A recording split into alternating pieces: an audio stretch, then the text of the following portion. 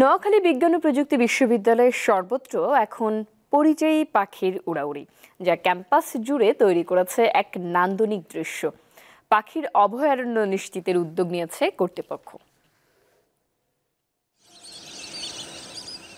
সবুজে ঘেরা নোয়াখালী বিজ্ঞান ও প্রযুক্তি বিশ্ববিদ্যালয়ে এখন অতিথি পাখির কলকাকলি আর কিচিরমিচির শব্দে মুখর।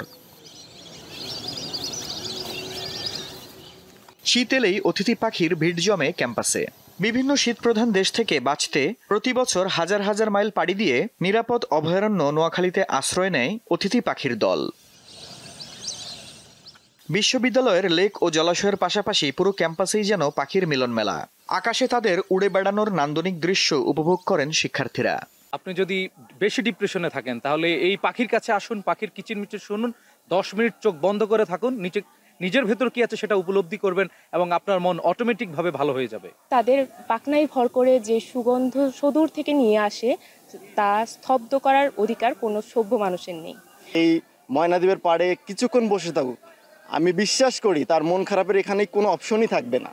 বিশ্ববিদ্যালয়ের উপাচার্য জানান, আগে পাখির অভয়ারণ্যে ধান চাষ করার ফলে সুরক্ষা ব্যাহত হতো, তাই জমির ইজারা বাতিল করা হয়েছে।